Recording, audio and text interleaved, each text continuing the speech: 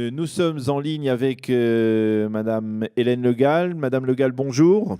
Bonjour, Boker Tov, nous sommes Boker Tov. heureux de vous accueillir pour la première fois sur studiocalita.com, cette nouvelle web radio israélienne en français. Et très honoré d'être avec vous ce matin en ce lendemain du premier tour des élections législatives pour la 8e circonscription des Français de l'étranger. Alors, bien entendu, nous n'allons pas commenter les résultats parce qu'ils ne sont pas encore définitifs, on ne les connaît pas encore véritablement. Mais je voudrais d'abord vous poser une question qui a intrigué, je suppose, beaucoup de Français d'Israël. Pourquoi d'abord ces élections ont eu lieu une semaine avant les élections dans le reste des circonscriptions en France métropolitaine?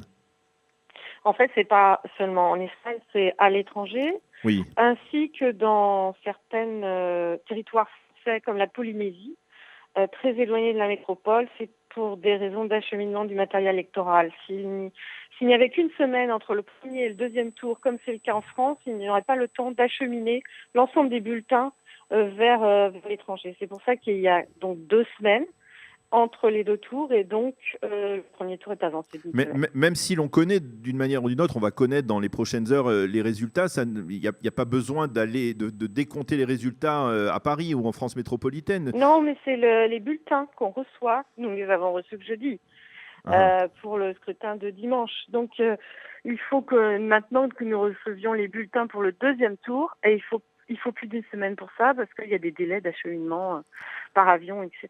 Alors, ce que l'on peut déjà commenter, c'est en général ce que l'on commente quand on n'a pas encore les résultats définitifs, ce sont les taux de participation. Alors, le taux de participation en Israël, il doit se situer aux alentours de 10%. C'est bien moins, bien entendu, c'est largement moins qu'en France métropolitaine, c'est bien moins que pendant les présidentielles.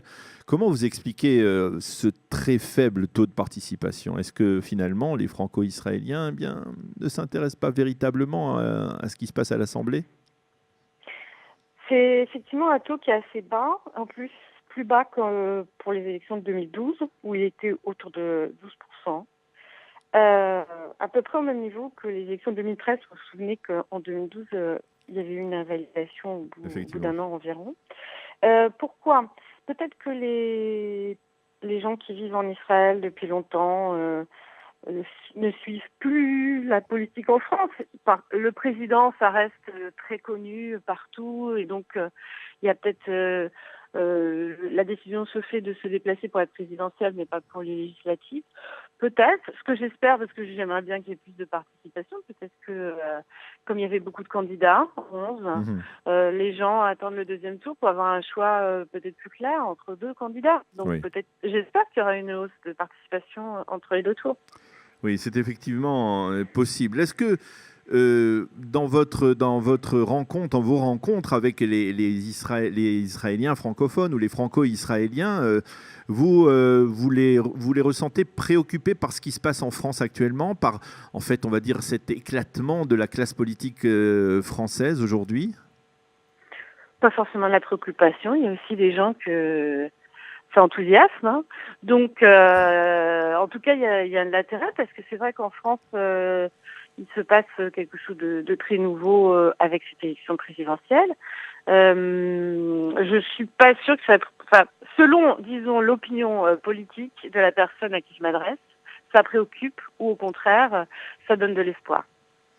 Alors, on sait parmi les préoccupations, je répète ce terme, mais en fait, c'est souvent comme cela que c'est perçu dans la communauté francophone d'Israël.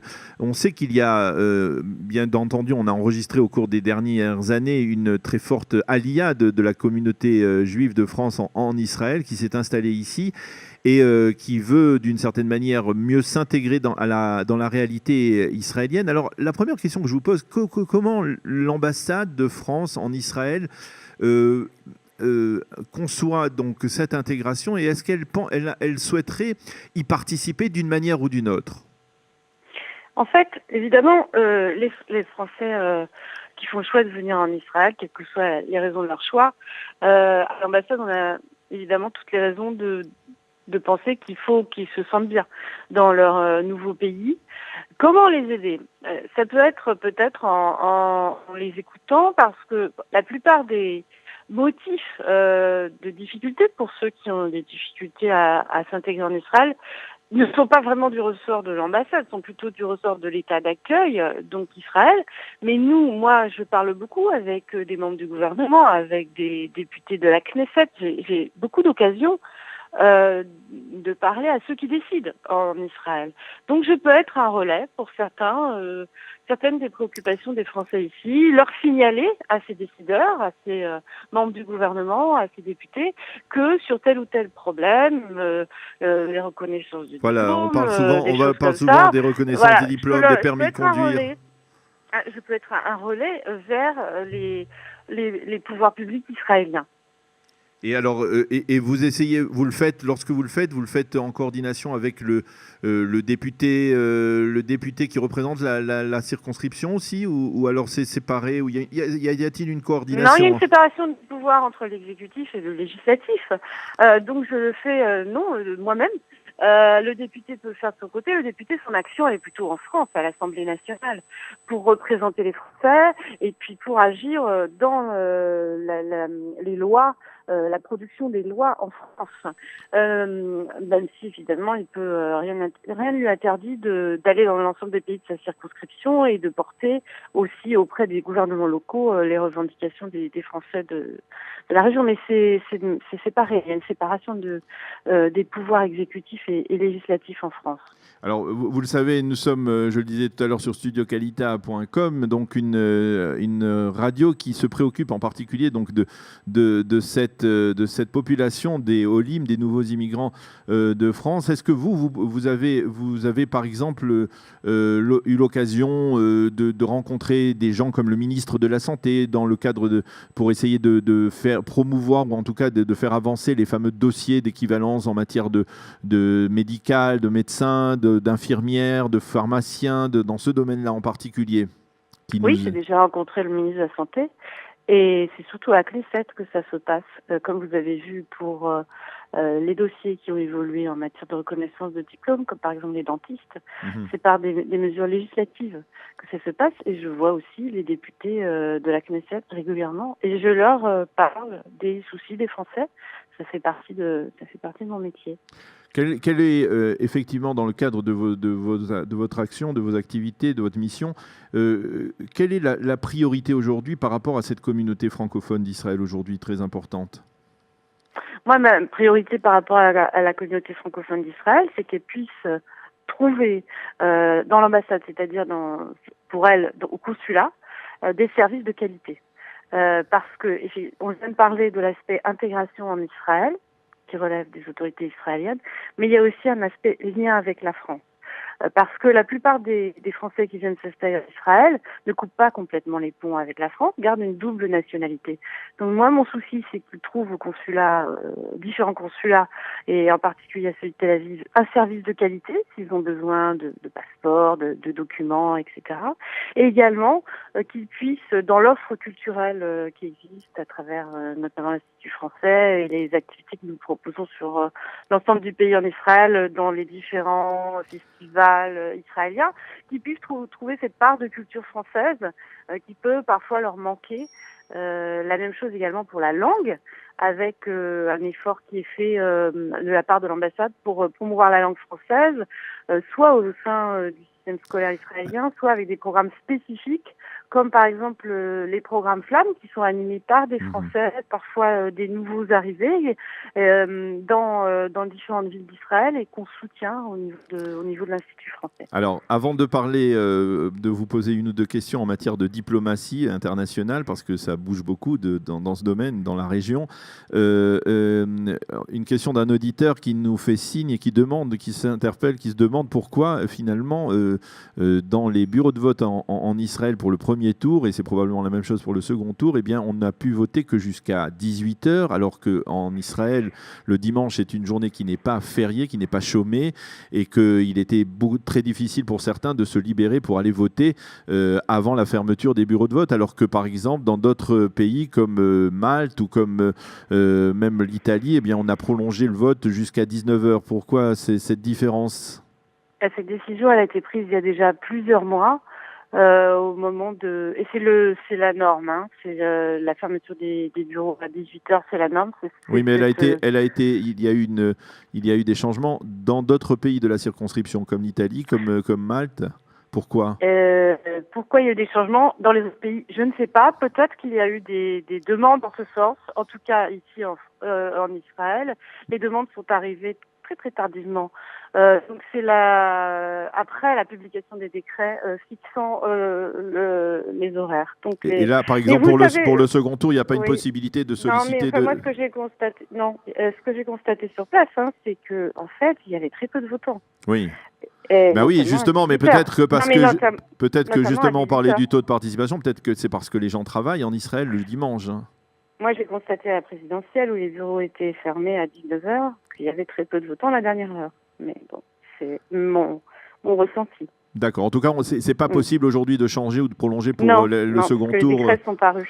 Ok, d'accord. Alors, je vous le disais, une question en matière de diplomatie. On voit beaucoup de choses qui ont changé aujourd'hui, qui sont en train de changer dans la constellation régionale. Après, on a vu la visite du président américain Donald Trump dans la région, son passage à Riyad, son passage à Jérusalem, et on a le sentiment quelque part qu'une idée que la France ne partageait pas du tout, cette idée d'une conférence régionale pourrait être celle qui permettent de réenclencher le processus de paix entre Israéliens et Palestiniens, alors que la France, elle, avait eu son initiative qui est restée, on va dire, lettre morte aujourd'hui. Alors, comment vous interprétez ce qui se passe dans la région à ce niveau-là?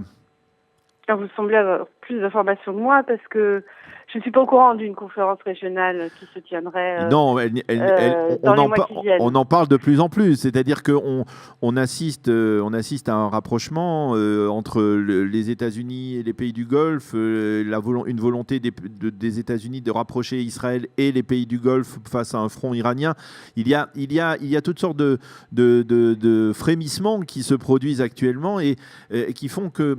En fait, on ne parle plus beaucoup de la conférence, de l'initiative de Laurent Fabius et de la France pour tenter de régler le processus de paix. Ça semble... Enfin, moi, ce que je constate, c'est que ce matin, les pays du Golfe ont rompu leurs relations diplomatiques. Hein. Le Qatar a rompu avec l'Arabie Saoudite, l'Égypte, etc. Donc, je ne sais pas s'il y a vraiment un rapprochement dans le Golfe. Enfin, en tout cas, je n'irai pas sur ce terrain parce que justement parce que apparemment les pays du Golfe sont assez complexes. Oui, c'est vrai.